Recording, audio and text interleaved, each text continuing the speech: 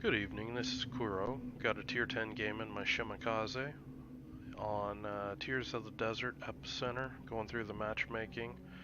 Have a Seattle, Cleveland, a Gearing, and a Shimakaze rounding out the threats to me.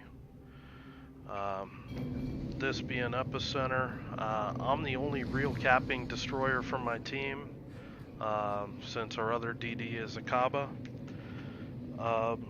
I'm gonna have to, be putting out some capping pressure in this game, trying to get some spots in, and this is this is just one of those games. Another couple minutes and we would have won this. Um, but it's a really entertaining game that's got a lot of little tidbits along the way that might be some tools to add in your toolbox. So starting out, uh, Epicenter, when I spawn close to the center of the cap, I like to always try to put some capping pressure out there, try to draw some enemy DDs into a fight with me. It doesn't really matter what destroyer I'm in. Um, I'll tend to win the destroyer fights one way or another by fighting to my ship's strength and forcing the enemy DD to play my game. So by coming out here, what I'm doing is a lot of times you get radar cruisers that like to try to make this suicide run right into here, and I want to try to spot any sort of play by a radar cruiser to pop in here. And right now, my RPF's making me think that that might be what's going on. I'm pinging the map, trying to get my team's attention on it, and I'm ready to pop speed boost and just kite away right out here. If that's, turns into a situation I need to skedaddle on. And I see one of the DDs smoking up out here, and this kind of smoke, it's telling me that it's being laid for somebody. So I'm just going to launch some denial torpedoes in there, try to make people think about using that smoke.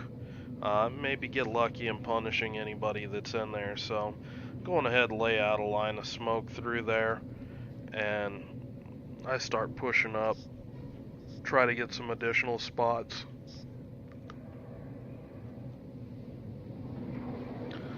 So right in here, I'm starting to get some vision in on stuff in and around the middle of the cap for my team. And I kind of don't want to let them flip the cap, but I also see that there's a lot down here that I could be doing. And I go on ahead, I get radar detected, and it's most likely something back in here that's smoked up. So I'm just gonna skedaddle.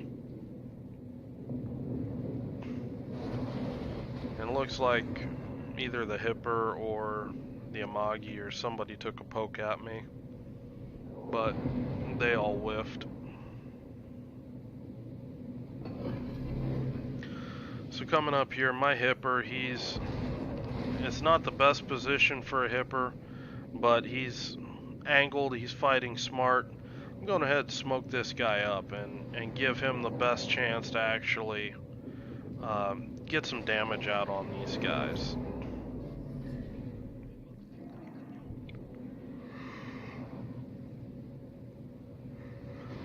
I'm not using my smoke, so why not give it to a teammate? So coming around the corner, I see that there's a Cleveland. I suspect that that Cleveland is the one that blew their radar earlier. So what I'm going to do, I'm just going to keep pushing. I want to get these guys lit. I want to call attention to this radar cruiser. I want to do everything I can to get that guy killed. And I'm just driving in here using my speed to chase these guys down. Unfortunately, with them running away, it really makes torping them hard. But if the enemy's running away and you can start playing for caps, you can eventually force them to push back into you, and when that happens, you've got a really good damage dealing opportunity. At this point, I'm dropping some perspective torps on this Amagi. You know, for some reason, you know, the guy didn't commit. He's just gonna, I don't know what this guy's doing, but basically if he went to push my team, he'd have torps that he'd have to deal with. Coming back in here, getting some spotting damage in on this Cleveland. His radar is going to be back up soon, and I'm going to have to start getting some safe distance. So what I'm looking at right here is I'm looking at where guys are pushing. I'm looking to see where I can drop a set of torps on people to kind of make a difference. This game's kind of not looking so good with my team being clumped up on either side and not really able to exert that much control over the middle cap right now. So I'm coming up here and I'm gonna get a little sneaky. I see this Alabama pushing this way. Got this Amagi that God only knows what this guy's doing. So initially right here, I'm looking to drop on this Amagi, but I've watching him, he's turning more and more out. And that's worse and worse torpedo angles for me. So, kind of not really worth it to drop all my torps on this guy. Now this Alabama, instead, he's sailing nice broadside right here. And I'm gonna come up here and I'm gonna follow this Amagi for a little bit. I'm gonna sneak right in here. I don't want to step on the cap and let them know that there's a DD around the cap. I don't want to spook anybody, so I'm just gonna come up here and stop, and I'm gonna be patient. I'm gonna wait for this guy to push right around. Drop one, drop a second. And then I expect the guy to turn out, so I launch semi ahead of his current position. I expect him to turn out. I expect him to turn more this way to try to shoot my team back here, and hence the forward lead on the third set of torps. Turns out the guy came in dumb, and if I would have just launched back at the indicator, this would have been a devastating strike. But he eats 4 torps, and I mean, that's a hammered tier 8 battleship right there. He's healing up, but he's easy pickings for my team. And I noticed since there's really not many people behind me, I'm just gonna start shooting this guy. His superstructure isn't saturated, so I'm doing a lot of damage with my HE every time I shoot. As long as I can actually hit the valuable portions of the ship where my HE will pin, you know, I do fairly respectable damage. And managed to pick up the kill. There's some justice in the world. But these guys have held the middle long enough, so I'm popping my speed boost. I'm going in here and I want to contest.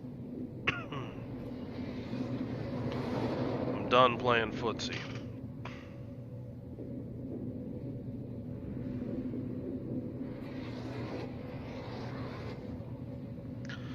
While I'm going in here, I'm looking at it, and my team in the north, they're all folding. They're already dead. This guy, he's just running, he's ineffective. This rune, his positioning, he's telling me that he's gonna be dead or, you know, ineffective soon as well. That's only really leaving these guys back in here, and none of them can really help me out in the cap.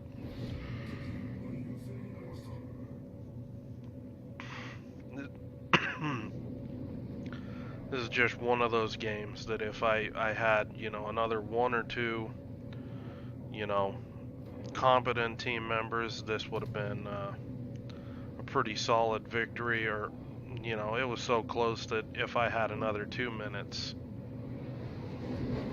I would have been able to turn this into a win myself.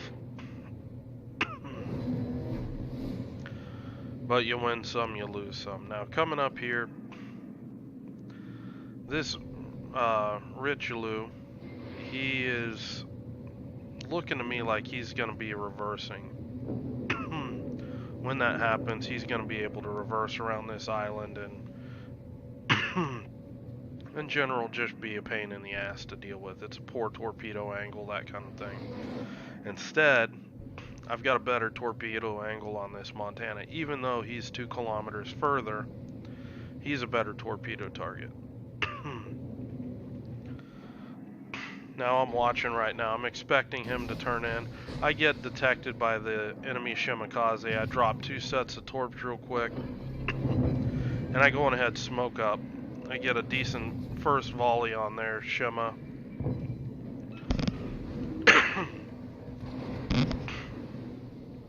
And at this point, I'm breaking contact.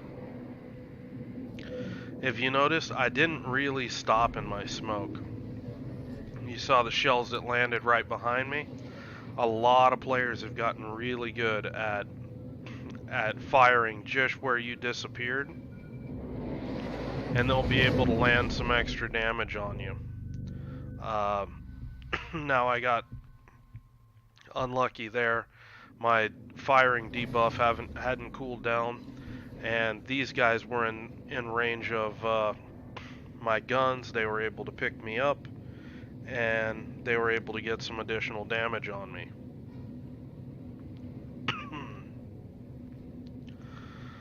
Now at this point, I see a Mogami coming up, and you know, I pick up an enemy gearing as well. The enemy's getting serious about pushing me out.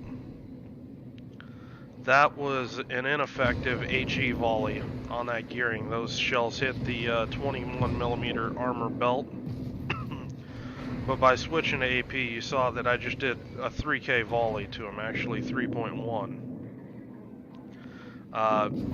The gearing's running off, and I've switched to HE, trying to see if I can finish this guy off. And in the meantime, I'm just being a really difficult, hard to hit target right now. The gearing smokes up. No reason for me to keep shooting. I'm just staying angled at this Mogami, at this Richelieu, and just being a pain in the ass to hit. Shimakaze is a really agile boat with a narrow profile, and they're just not going to do a lot of damage to me when I'm presenting this profile.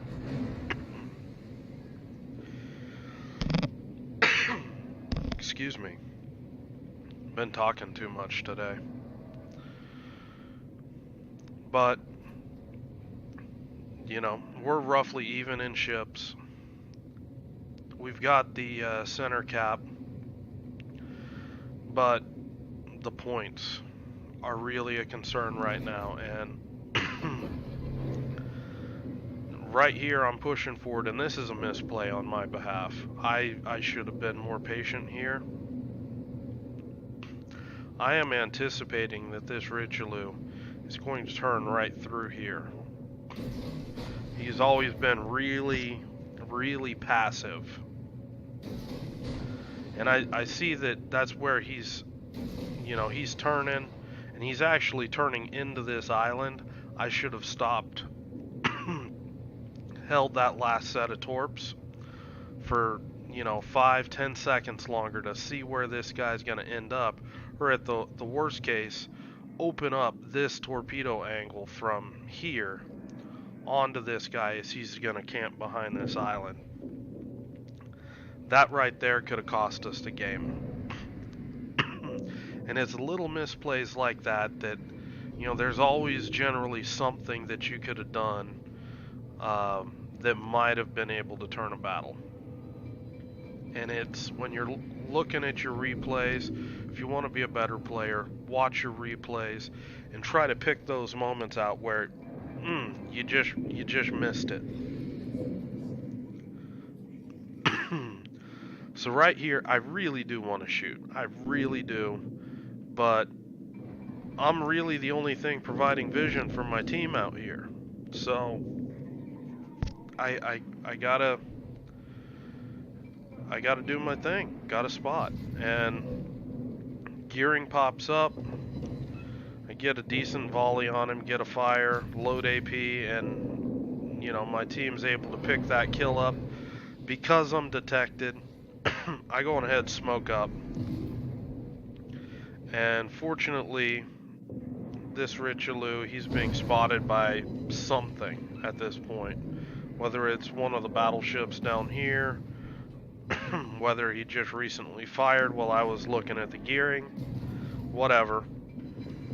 I'm getting some shots out on the guy and am able to pick up a fire right there, which puts some additional pressure on the guy. At this stage, there's nothing for me really to shoot there, and if I would have been staying in the smoke looking to shoot something, that Mogami would have been able to sneak up on me. So, you know, understanding when you should stay in smoke, when you shouldn't, that's kind of a really important lesson. Now what I'm doing up here, I'm just launching some random torps trying to deny different areas of the map to the enemy. Launching one set of torps here, one set of torps here, and then that last set of torps I think somewhere in here. But I'm just trying to, I've got 3 enemy ships around here. I'm trying to target all 3 of them. If I get lucky, get multiple ships. I pick up the kill on the Richelieu. Got this Montana pushing in. Got this Mogami that's going to start being an issue, and I just can't get my team to kill this guy. It's a Mogami, for crap's sakes, and how long has he spent in the center of the cap? You know, it's outrageous. It's these types of games where you know it's just going to be really hard to do anything. I mean, this guy's broadside to two Bismarcks under 10 kilometers and, you know, live that long. It's, you know, come on, guys. But we got a Montana pushing up. I was kind of hoping that this would go down a different way, but the Montana pushes away from me, and I won't have any real torpedo angles on him, so I'm just going to have to turn around and come at it from a different direction. At this point, looking at 6 torp hits, 61 shell hits, 91k. It's already a decent game, but you know, this, I'm gonna need to do every little bit I can to carry this. We've lost both those Bismarcks, and you know, just trying to turn this however I can. You know, that Amagi was low health. I've still got some HP to trade. I'm shooting. I'm trying to get these guys off the table. Worst case scenario, that guy pops his heel. You know, my DPM could be the difference between that guy living or that guy dying. So, coming up here, I'm seeing we've already got less than a minute, and it's, I know that this game's lost right now. I expect that these guys were going to run, and this Montana actually misplays, but not enough that I can get up there and kill this guy that quick. He's 32,000 HP. I know this chappie's not going to be able to burn him down. I doubt this Kaba can even shoot him. And my torps just don't have time to get there. I'm still gonna launch, but you know, it's kind of is what it is. 10 seconds, um, and this is gonna be a loss. I mean, there's some good little gems there with AP usage. You don't see a lot of that with the Japanese DDs. Um, so that's a wrinkle for Japanese destroyer players to think about. Learning how to use the AP to, yeah, that's me just kind of irritated at this game. You know, us three we did all right, but I mean yeah. Okay, I was more than a little irritated by this game, but it's one of those games that what are you gonna do? I mean, you always have games like this that it's just. I tried to do my part. I hammered one battleship. I did some others. You know, um, kind of the tail of the tape. 59 of the 61 capture points. Plus almost another half of the base defense points. It's did a lot of work on the cap trying to trying to keep my team in this game, and really came down to my team had poor positions. They weren't able to get the kills uh, because they just didn't have fields of fire. They're camping behind islands, and slowly but surely the enemy team was able to get an early points lead because there's no support in the center cap. And when I finally decide, you know what, I'm just going for it anyway, it's an uphill struggle the whole way. And you know sometimes that happens, but one thing to consider is Shimakaze. I was facing another Shimakaze, a gearing, which should be a superior boat for fighting in a contested cap against a Shimakaze. Uh, I held my own against both of those. Um, it is possible to use these Japanese destroyers to actually contest caps. I know a lot of guys struggle with that kind of thing, and it's something you just got to kind of learn how to do it. It's a very fluid kind of hit and run play style. I really enjoy it. Really do. I don't like stand up fights with destroyers because you end up trading a bunch of your HP and you're kind of crippled the rest of the match. Whereas you know Japanese DDs, I can just take and kind of poke some holes in you, a couple times and then just disappear and just try to avoid or mitigate the damage through the various means that I've talked about in other videos with the Japanese DDs. Um, and I find more enjoyment in that than the other destroyers. Anybody can pop a smoke and a hydro button and bang away at things. I'm not saying that German DDs aren't fun. I play a lot of German destroyers. I play a lot of destroyers in general, Gearings and Russians. Um, but I always prefer the Japanese play style. Just because how they're set up, um, it really works how I like to fight with them. And when I say fight, I'm not just talking about torping battleships, that kind of thing. I want to fight destroyers. I'll take my Kagero up a gearing any day of the week. I want to pick those fights, and I will. Um,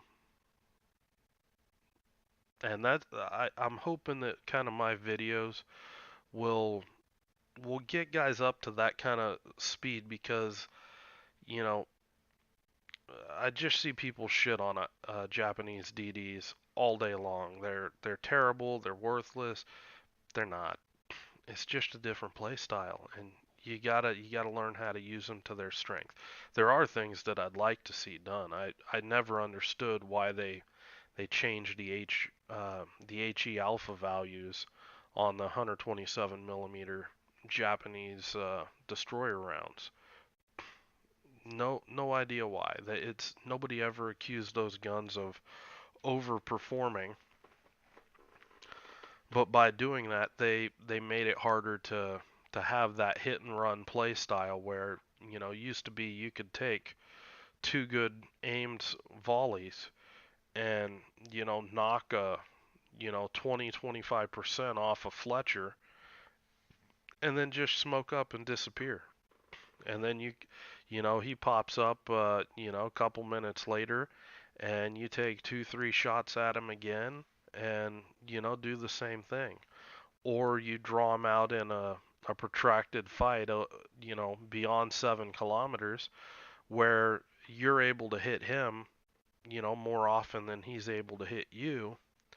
And that you had a lot of good, interesting, dynamic fights like that, where trying to you know, pull the enemy into how you wanted to fight, where the Japanese wanted to fight at range, kiting away, the US wanted to get in there, hug your belt, and use that heavy DPM to just rip, destroyers apart. You got the Germans that they're the most situational right there. Um, trying to, I mean, their HE DPM, it's kind of painful. Um, being able to use that AP, number one, you got to be able to be a good shot and hit those shots where you get the full pen damage. Um, but also just with this meta, the whole smoke hydro thing, it can be really dangerous trying to use that. I've actually get more mileage out of just using the hydro and just running and gunning, basically. It's not until I know that I'm actually safe that I'll smoke up. Um, but that's for another video for the German DDs. Just wanted to talk a little bit about the Japanese destroyers and just kind of try to get people to start thinking about these in a different light, because they are very viable boats. They just have a different play style. uh, you know, I'm just gonna cut it off right here. I could talk about it all night, but hope you guys found some little tricks that you might be able to use or start practicing. Try them out in the training room, particularly the AP. Figure out where you got to hit ships to get AP pen damage. Things like that. It'll make you a better player, and it'll make the ships more enjoyable for you. Anyway, you guys have a good night. I hope you guys enjoyed the video. Go on ahead, leave me some comments below, and let me know if there's something you want me to focus on. I will talk to you guys later.